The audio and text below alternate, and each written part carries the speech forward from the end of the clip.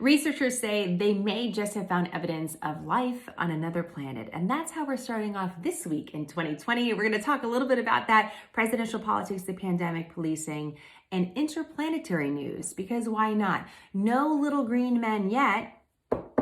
Knock on wood wherever you are, because you never know what's coming next, right? Am I right on that? We'll get to that in a little bit. We're going to focus on Venus for that part of this report. Let's start off with presidential politics. We're 50 days away from the election. You are going to hear a ton about polling. Polling numbers about who's ahead in the race for the White House. We're not going to cover that. I don't chase those numbers for a few different reasons. One is that they're often mostly backwards looking, reflecting how a voter felt over the last several weeks, but not necessarily in the moment. And also we've seen that some people tend not to want to share who they really will vote for in a presidential election. We saw evidence of that in 2016. The polls were not correct with the end result. So I'm going to stay back from that for a little while. One of the things I do pay attention to is, what does the polling tell us about what people actually care about?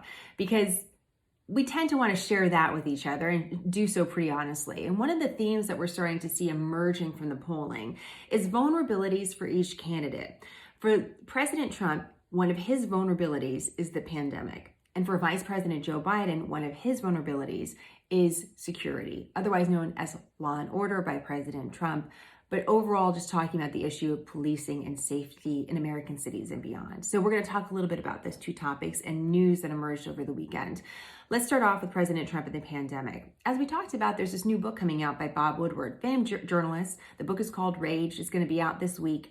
And one of the nuggets from the book is that Bob Woodward says that the president downplayed the new coronavirus to the American public. The president said he did so because he didn't want to cause panic, and the White House continues to maintain that. Bob Woodward, though, is really criticizing the president's decision not to be more explicit about the potential dangers. What's interesting about this story is now there are those that are criticizing Bob Woodward, saying, you were interviewing the president at the time and you had potentially really explosive information. Why didn't you share that with the American public? So sort of like a twist to this whole plot. What's important to focus on is there's a lot of attention looking backwards about what happened in the past several months. This is going to be a major part of the campaigns moving forward. Former FDA Commissioner Scott Gottlieb worked under the Trump administration. He left. He's not part of the Trump administration during the whole COVID-19 ordeal.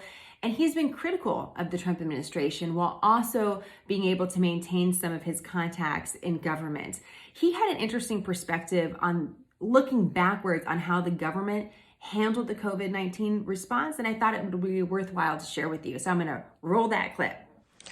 Well, look, the public messaging wasn't clear and consistent in the outset and could have been better at all levels of government. I think if you look back in February, and I think when history looks back, the biggest failing over that month was that we were situationally blind. We had no idea where this virus was and wasn't spreading. And so when it came time to have to shut down cities, rather than focus on the cities that were truly epidemic, like New York City, we went for a simultaneous shutdown order across the whole country, when that was unnecessary now in retrospect, because there were a lot of cities where the virus wasn't spreading at that time, and we could have focused our mitigation.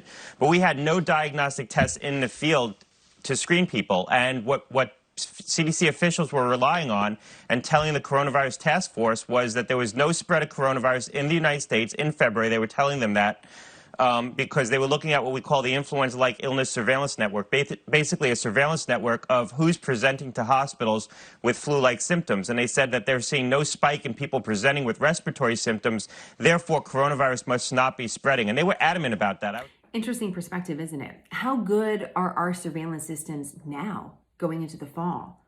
How good is the information that is going to be directing public policy? That is going to be a huge question for President Trump, not only how he handled the crisis in the past, but how he will handle it going forward. And that will also be a really big question for Vice President Joe Biden, not just how he would have done it, but what is his game plan moving forward. All right, let's talk a little bit about policing. Two big stories involving police, opposite ends of the country. One in LA, one in Lancaster, Pennsylvania. Both have risen to national news. So in LA, you had two sheriff deputies sitting in a car outside a train station.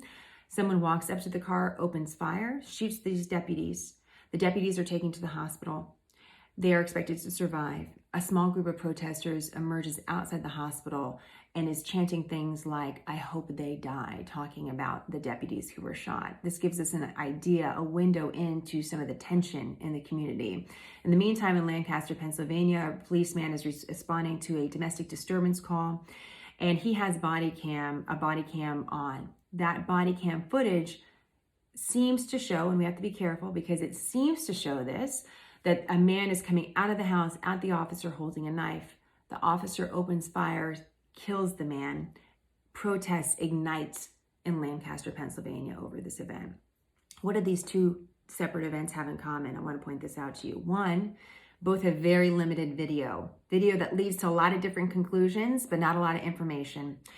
And the other is the issue of race. We know this is a major issue when we're talking about policing in American cities and American communities. When I'm telling you these stories, do you have an image of who I'm talking about and the color of their skin?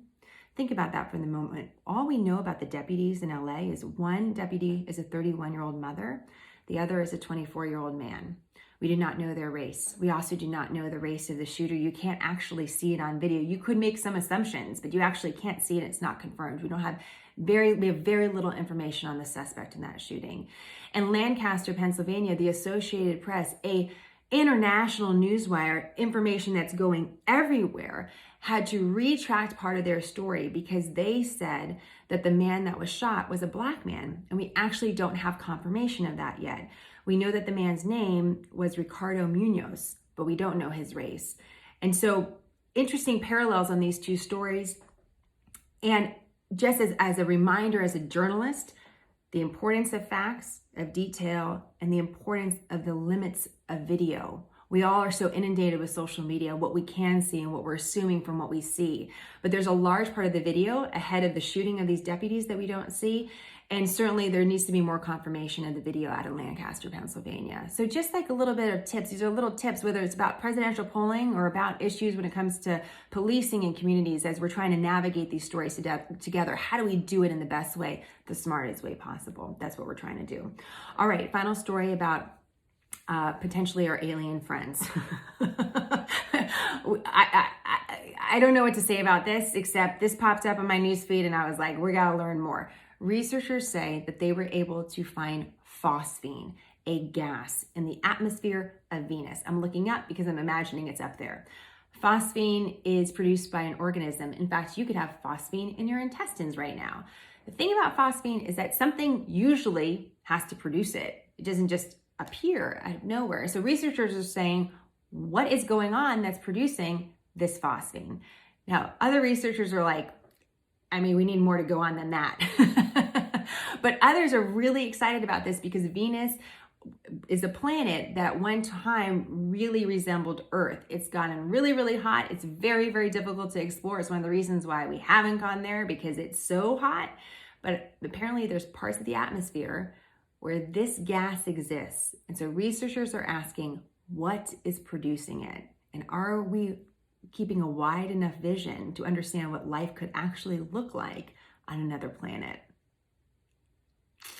I might need until 2021 to really expand my vision fully. I might need a little break before that. But I couldn't help but at least mention that to you. Just have that on your radar, Talk a little bit about Venus. We talk so much about Mars, right? Venus might be coming ahead.